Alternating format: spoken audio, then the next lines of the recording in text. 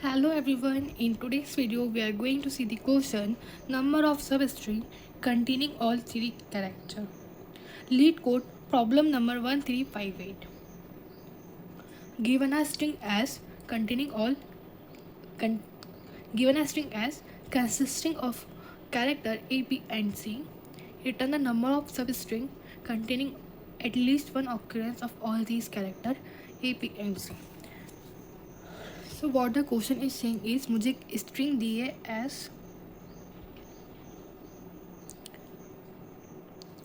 मुझे एक string S दी है जो कि कंसिस्ट करती है ए बी या सी कैरेक्टर से ही मेरी स्ट्रिंग है। इसके अलावा मेरी स्ट्रिंग में और कुछ नहीं होगा। अब मुझे इसकी सब स्ट्रिंग्स निकालनी है और मुझे आउटपुट करना है। आउटपुट ऐसी कितनी सब स्ट्रिंग होगी, नंबर ऑफ सब स्ट्रिंग। अगर मैं एस की सब स्ट्रिंग निकालूँ, नंबर ऑफ सब स्ट्रिंग ऑफ एस की अगर मैं सब स्ट्रिंग निकालूँ, ऐसी कितनी सब स्ट्रिंग है जो कंटेन कर रहे हैं ए बी सी को एटलीस्ट वन टाइम तो ए बी सी उनमें होना चाहिए उनकी सब स्ट्रिंग में। तो ऐसी कितनी सब स्ट्रिंग्स हैं, एक एग्जांपल से समझाऊँ तो मुझे स्ट्रिंग एस दी है ए बी सी जो कि ए बी सी ही कंटेन करेगी, इसके अलावा और कुछ कंटेन नहीं करेगी। अब अगर मैं इसकी सब स्ट्रिंग निकालूँ A B C A B C A B C A B C, फिर बी से निकालूँ बी सी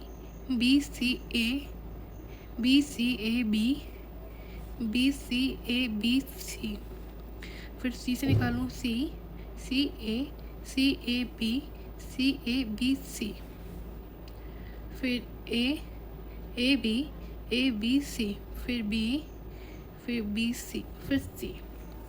तो टोटल इतनी सब स्ट्रिंग बन सकती है मेरी इस स्ट्रिंग एस से। अब ऐसी कौन सी सब स्ट्रिंग है जो कि ए बी सी कंटेन कर रही है? ये वाली ए बी सी कंटेन कर रही है, ये वाली ए बी सी कंटेन कर रही है। मतलब ए बी सी होना चाहिए एटलीस्ट एक बार, तो एटलीस्ट वन टाइम ए होना चाहिए सब स्ट्रिंग में, वन टाइम बी होना चाहिए, वन टाइम सी होना चाहिए। ए है बी है सी है तो ये हो जाएगा, ए है बी है सी है तो ये हो जाएगी। इसमें अकेला बी है, ए और सी नहीं है तो ये नहीं होगी। इसमें बी और सी है, ए नहीं है। इसमें बी सी ए तीनों है तो ये हो जाएगा। इसमें भी बी सी ए है। अगर एक बार बी सी ए मिल गया तो मैं मान लूँगी हाँ ये है। एक बार भी मिल गया, एक बार सी मिल गया, एक बार ए मिल गया, हाँ ये भी है। ये अकेला सी मिला है, ये नहीं है। इसमें सी और ए मिला है, बी नहीं मिला। इसमें सी ए भी तीनों मिल गया, ये भी है। सी ए भी तीनों मिल गए।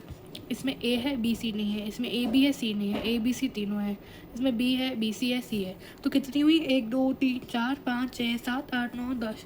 तो इसका आंसर हो जाएगा 10। तो ये मेरा क्वेश्चन कह रहा है। अब how I can approach to the solution, will see it. अब एक वर्स्ट सॉल्यूशन अपन लेके चलें तो अपन पहले सारी सब स्ट्रिंग निकालूँ, इसको एक एरे में डाल लूँ। बट अगर मैं सारी सब स्ट्रिंग निकालूंगी और मेरी जो एस की लेंथ है ना, एस डॉट लेंथ मतलब जो एस का साइज़ है ना, वो 5 × 10⁴ जाएगा। अब इसकी सारी सब स्ट्रिंग निकालना कितनी ज़्यादा हो जाएगी। समझो मेरी लेंथ 5 × 10⁴ है, फिर मैंने उसकी सारी सब स्ट्रिंग निकाली, फिर उसको एक एरे में रखा, तो टाइम कॉम्प्लेक्सिटी बहुत ज़्यादा हाई जाएगी। तो मैं वो प्रॉब्लम से इसको सॉल्व नहीं कर सकती, वो सॉल्यूशन मैं इसमें नहीं लगा सकती। कॉन्स्टेंट पे डिपेंड करता है मेरा सॉल्यूशन। तो मैं कुछ ऑप्टिमाइज सॉल्यूशन इसमें ट्राई करूँगी करने का। तो इसका बहुत इजी सॉल्यूशन मैं लेके आऊँ तो मैं इस स्ट्रिंग पे फिर से आती हूँ। ए बी सी ये मेरी स्ट्रिंग है, ठीक है।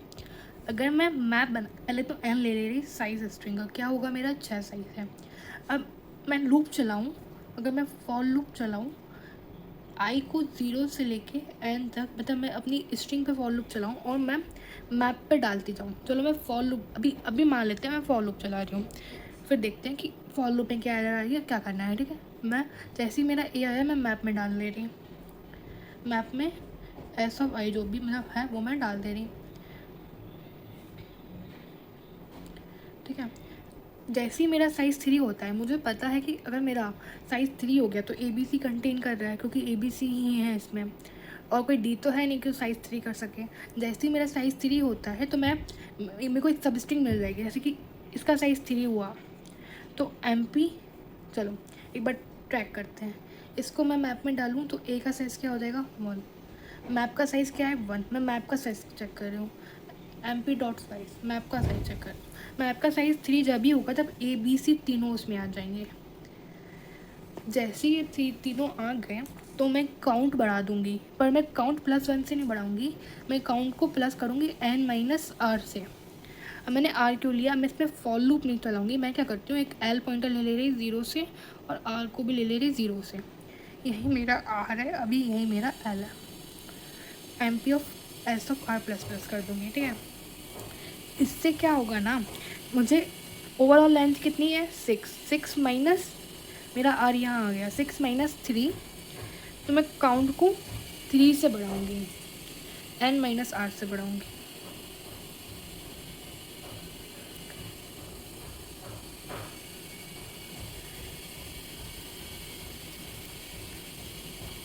और जैसे ही मेरा साइज़ 3 होगा ना, एम पी डॉट साइज़ अगर जैसे ही मेरा 3 होगा ना, मैंने ये किया, उसके बाद मैं क्या करूँगी, M P of S of L को माइनस माइनस कर दूँगी, मतलब मैं एल को भी आगे बढ़ा रही हूँ, तो ये जो है मैं माइनस माइनस कर दूँगी, तो ये 0 हो गया। अब अगर मेरा M P of S of L अगर 0 हो रहा है तो मैं एम पी से उसको इरेज कर दूँगी, इसको मैप से हटा दूँगी, एम पी डॉट इरेज, ठीक है। और फिर मैं एल प्लस प्लस कर दूँगी, फिर मैं आर प्लस प्लस करूँगी, फिर चेक करूँगी। जैसे ही साइज़ 3 हो रहा है ना, n-r कर रही हूँ मैं, n-r क्यों कर रही हूँ मैं भी आपको बताऊँगी, अभी वेट करो। जैसे कि अभी मेरा 6 था, 0 1 2 3 4 5, 6 माइनस 3 तो 3 होगा इसका। ये मैं बताए क्यों कर रही हूँ, अगर मैं ए बी सी से एक सब स्ट्रिंग बना पा रही हूँ तो आगे मैं इससे सब स्ट्रिंग जितनी भी बनाऊँगी ना, तो n-r से पता चलेगा कि ये कितने उस पर कॉन्ट्रीब्यूट कर रहा है। ध्यान से समझो मैं ये क्यों कर रही हूँ। अगर मेरी स्ट्रिंग है ए बी सी, ये वाला ए आया, मैंने मैप में डाला, ए को 1 किया, बी आया, मैंने मैप में डाला, बी को 1 किया, सी आया, मैंने सी को मैप में डाला, सी को 1 किया। जैसे ही मेरा साइज़ 3 हो गया, मुझे पता चला ये वैलिड सब स्ट्रिंग है। अब इसके साथ मैं ये वैलिड है तो यहाँ से लेके यहाँ तक भी वैलिड होगी, यहाँ से लेके यहाँ तक भी वैलिड होगी, यहाँ से लेके यहाँ तक वैलिड होगी, तो मतलब एक वैलिड मिल गई तो उसके आगे तक वो वैलिड रहेगी। इसलिए इसको निकालने के लिए मैंने क्या किया है ना, एन कितना था 6 और मेरा आर इधर था, तो 6 माइनस 2 4, तो 1 2 3 4, तो इससे और बनने वाली सब स्ट्रिंग कितनी होंगी, कितना काउंट प्लस होगा वो मेरे को पता चल जाएगा। तो 1 2 3 4, एक वैलिड हुई तो उसके आगे तक के लिए ये वैलिड हो जाएगी, तो वो निकालने के लिए मैंने n-r किया था। मैं इस क्वेश्चन को और अच्छे से समझाती हूँ, मैं मैप से कैसे सॉल्व कर रही हूँ। फिर से मेरी स्ट्रिंग पे आते हैं, ए बी सी मेरे साथ करना, ठीक है। अभी मेरा मैप में क्या है, कुछ भी नहीं है, ठीक है। मैं मैप 3 साइज़ का ही बना रही हूँ क्योंकि ए बी सी है, मुझे पता है। जैसे ही मेरे मैप में ए आया तो मैंने इसका काउंट बढ़ा दिया, मैप का साइज़ क्या हो गया 1, क्या इक्वल टू 3 है, नहीं है। फिर मैंने आगे बढ़ी, मेरा भी एल इधर है 0 इधर है, मैंने आर को आगे बढ़ाया, बी आया, क्या उसको मैंने ऐड कर दिया, बी को 1, क्या मैप का साइज़ 3 हुआ, नहीं हुआ। फिर मैंने आर को आगे बढ़ाया, जैसे ही सी आया मैंने इसको भी प्लस कर दिया। अब मेरा मैप का साइज़ 3 हो गया तो मुझे पता चल गया कि एक ये वैलिड सब स्ट्रिंग है क्योंकि ए बी सी कंटेन कर रही है। अब अगर ये वैलिड है तो ये इसके आगे तक कोई से भी मैं स्ट्रिंग ऐड करूँ एंड तक, वो सब स्ट्रिंग ही वैलिड होगी। तो 1 2 3 4 भी वैलिड है। इसको फाइंड करने के लिए मैंने क्या किया, n-r कर दिया और उसको मैंने काउंट में प्लस कर दिया, ये भी समझ में आ गया। अब मुझे पता चल गया इतनी वैलिड है और इसके आगे तक के लिए वैलिडनेस पता चल गई। तो मैं क्या करूँगी, जब ये वैलिडनेस पता चल गई तो मैं एल को माइनस माइनस कर दूँगी। इसको माइनस माइनस करने से पहले इसको मैप से हटाना पड़ेगा, इसको मैंने वापस से 0 कर दिया। जैसे ही मुझे पता चला मैप का साइज़ में कोई भी अगर 0 हुआ, कोई भी मेरा कैरेक्टर 0 हुआ तो मैं उसको मैप से हटा दूँगी। मैंने मैप से इसको इरेज कर दिया। फिर मैंने L++ कर दिया। L++ करने से पहले इसको हटाना पड़ेगा मैप से हटा दिया। फिर मैप में चेक करना पड़ेगा, अगर 0 है तो उसको परमानेंट मैप से हटा दूँगी। फिर L++ करूँगी। अब फिर वापस से आगे बढ़ूँगी, क्योंकि इस स्ट्रिंग के लिए मैंने चेक कर लिया, इसके आगे की स्ट्रिंग के लिए चेक करना है। जैसे ही मेरा A आया, मैंने वापस से मैप में A डाला और उसको काउंट बढ़ा दिया। अब जैसे ही मुझे पता चला मेरा वापस से साइज़ 3 हो गया, वापस से मैं वही काम करूँगी। BCA के लिए मेरा साइज़ 3 हो गया, तो BCAB के लिए भी ट्रू होगा। इसको फाइंड करने के लिए n-r करूँगी। फिर से चेक कर लो, मेरा r इधर है, 3 पे है, तो 6 - 3 n 6 है। 6 - 3 कितना होगा? 3। तो 1 2 3 ही बन रहे हैं, तो मेरा 1 2 3 4 5 6 7 काउंट 7 हो जाएगा। ठीक है, मैं वापस से वही करूँगी। जैसे मेरा साइज़ 3 हुआ, L को माइनस करने से पहले मैं मैप से इसको हटा दूँगी। इसको मैंने मैप से माइनस कर दिया। वो मैंने देखा अगर ये 0 हो गया मैप में, तो मैं इसको मैप से भी हटा दूँगी। हटा दिया। फिर मैंने L++ करा। फिर मैंने R++ किया। जैसे मैंने R++ किया, मैंने इसको मैप में डाला। B को वापस से मैंने मैप में डाल दिया। ये I क्या था मैप में, B भी आ गया, C भी आ गया था, अब वापस से CAB बन गया। इसकी आगे तक के लिए वैलिड होगा, CABC के लिए भी ये वैलिड होगा। इसको फाइंड करने के लिए n-r 6 - 4 2, तो 2 के लिए ये वैलिड होगा। उसको मैंने काउंट में ++ कर दिया। जैसे ही मुझे एक वैलिड सब स्ट्रिंग मिला, L करूँगी, बट L करने से पहले मैं इसको मैप में से हटा दूँगी। तो मैप से हटाया तो 0 हो गया। जैसे ही ये 0 हुआ, उसको मैं परमानेंट मैप से हटा दूँगी। इसको मैंने परमानेंट मैप से हटा दिया। अब अकेला A भी बचा है मेरे मैप में। फिर मैंने R++ किया। फिर मैंने C को वापस से मैप में डाल दिया। मैंने देखा फिर से मैप का साइज़ 3 हो गया, मतलब वैलिड सब स्ट्रिंग बन गया। फिर मैं एंड तक R 6 - 5 1 होता है, तो 1 के लिए वैलिड हुआ। काउंट में ++ कर लिया। फिर L - किया। अब मेरा R n तक चल गया है, तो मैं यहीं रुक जाऊँगी। अब मैं जो मेरा काउंट था उसको रिटर्न कर दूँगी। काउंट कितना आएगा? 1 2 3 4 5 6 7 8 9 10 10 ही निकाला था मैंने। इसकी सारी सब स्ट्रिंग निकाल के चेक करके, ये अप्रोच से भी यही निकाला। बहुत सिंपल अप्रोच थी। मेरी कोई भी स्ट्रिंग होगी, मैं उसको मैप में डालूँगी। A1 हुआ, B1 हुआ, C1 हुआ। मैप में ये 3 ही प्रेजेंट होगी, इस 3 के अलावा और कोई प्रेजेंट नहीं होगा, क्योंकि मेरी स्ट्रिंग ABC ही कंटेन कर रही है। जैसे ही मेरा मैप का साइज़ 3 होगा, मुझे पता चल जाएगा ये वैलिड सब स्ट्रिंग है। और अगर एक वैलिड सब स्ट्रिंग निकली, तो वो पूरी एंड तक के लिए वैलिड रहेगी। इसके लिए भी, इसके लिए भी, इसके लिए भी, क्योंकि एटलीस्ट 1A 1B और 1C चाहिए है। तो उसको निकालने के लिए मैंने n-r का यूज़ किया। फिर मैंने L- कर दिया, जिससे उसके आगे के लिए स्ट्रिंग के लिए निकाल सकूँ। बस ये मेरी अप्रोच थी। Thank you. और ये कॉन्सेप्ट स्लाइडिंग विंडो का है। तो ये स्लाइडिंग विंडो की प्लेलिस्ट आपको पता होगी, जब मैंने स्लाइडिंग विंडो पढ़ाया था, तो उससे आपको ये समझ आ जाएगा। Thank you. तो जो मैंने अभी बोला है, अब मैं उसको कोड कर रही हूँ। सबसे पहले मैं int n में s.size ले रही, ठीक है। अब मैं int l = 0 और r = 0 पे लग ले रही, और अभी मेरा काउंट भी 0 है। अब मैं फॉर लूप चलाऊँगी, फॉर लूप नहीं, मैं वाइल लूप चलाऊँगी जब तक मेरा r n होगा। इसके पहले मुझे मैप भी बनाना पड़ेगा। मैप में मैं कैरेक्टर कॉमा int रखूँगी।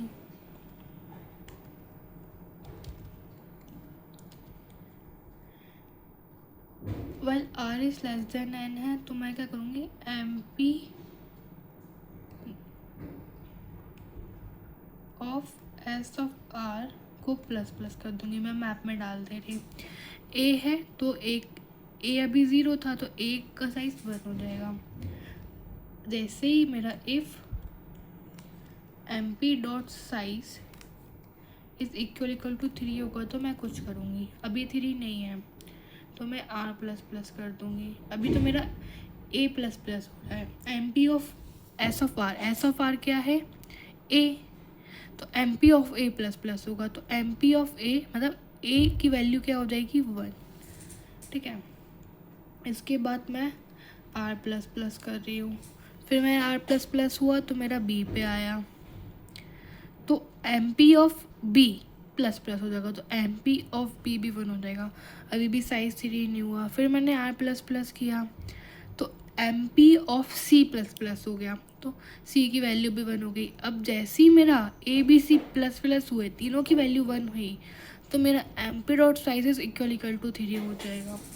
तो मैं क्या करूँगी, जैसे ही मेरा साइज 3 हुआ, मैं काउंट में प्लस कर दूँगी n minus R. A B C valid मिल गया मुझे, तो एक ये वैलिड हो गया, फिर A B C a valid हो जाएगा, फिर A B C A B valid हो जाएगा, फिर ए बी सी वैलिड हो जाएगा। उसको फाइंड करने के लिए n माइनस आर का यूज़ किया। फिर जैसे ही मैंने ये किया, एम एल माइनस माइनस करने से पहले M P of S of L, उसको मेरे को मेरे मैप से भी हटाना पड़ेगा। जैसे कि मेरा एल यहाँ था, तो इसको मैंने मैप से हटाया। जैसे ही मैंने इसको मैप से हटाया, तो मैंने चेक किया if M P of S of L ही 0 होगा, क्योंकि वही अपन हटा रहे हैं। एक minute, M P of S of L is equal to 0 हुआ, तो मैं क्या करूँगी, एम पी डॉट इरेज, मैं इरेज कर दूँगी मेरे मैप से M P of S of L, जिससे ये नेगेटिव ना जाए। अगर क्योंकि नेगेटिव गया तो एम पी डॉट साइज तो 3 हो जाएगा, तो मुझे इरेज करना पड़ेगा। फिर मैं एल माइनस माइनस करूँगी, फिर मैं आर प्लस प्लस करूँगी, और मेरा काउंट निकलता जाएगा, और एंड में मैं रिटर्न कर दूँगी काउंट को।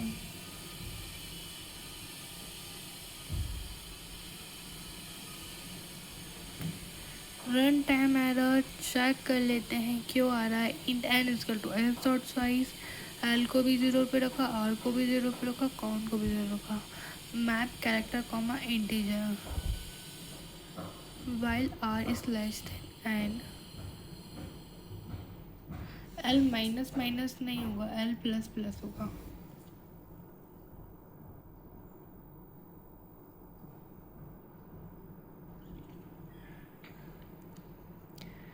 अगर मेरा while R is less than N है, तो M P of S of R plus plus कर रही हूँ मैं। M P dot size is equal to 3 है। ऐसे मेरा S of R plus plus हुआ, तो और अगर मेरा M P of S of I, M P का साइज 3 हुआ, M P of S of L में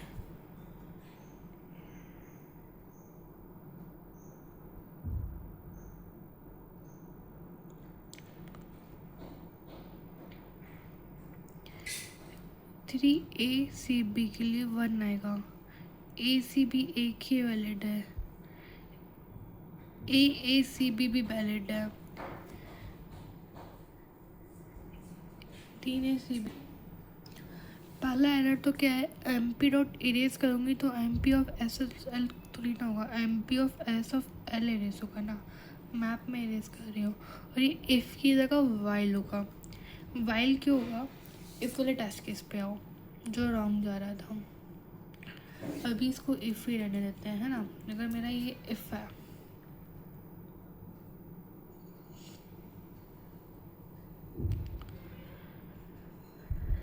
तो इस वाले टेस्ट केस के लिए देखो, ए मैप में आया साइज 1 हुआ, फिर दोबारा से मैप आया, ए का साइज़ 1 ही हुआ, मैप का साइज़ 1 ही हुआ, ए 2 हो गया। फिर वापस से ए आया, 3 ए आए, तो मैप का साइज़ 1 ही रहा, पर ए 3 हो गया। फिर मेरा सी आया, तो मैप का साइज़ 2 हो गया और सी 1 हो गया, और ए 3 ही रहा। फिर मेरा बी आया, तो मैप का साइज़ 3 हुआ। जैसे ही मेरा मैप का साइज़ 3 हुआ, मैं क्या कर रही थी, count plus equal to N minus R कर रही थी। M P of S of L minus minus कर रही थी। M P of S of L equal to 0 है, तो मैं इरेज कर रही हूँ, एल प्लस प्लस कर रही हूँ, तो ये एक ही बार चला रही हूँ। अगर इस कंडीशन आई तो मैंने समझो एल प्लस प्लस करके इसको इरेज कर दिया, ये बचा, तो ये भी तो वैलिड है। तो इसको फिर से चेक करेंगे ना, while R is less than, ये वाला इफ़ की जगह वाइल लूप होगा, तो ये फिर से कंडीशन चेक हुई। जैसे ही फिर से चेक हुई, काउंट प्लस हुआ यहाँ से यहाँ तक के लिए, n-r के लिए।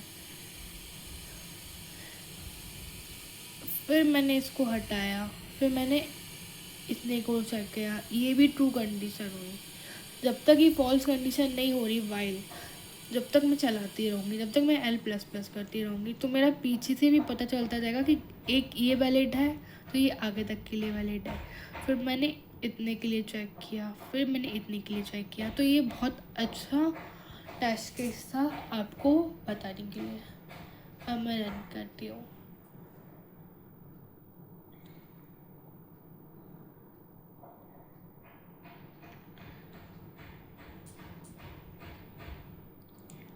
I hope you understand it. Thank you.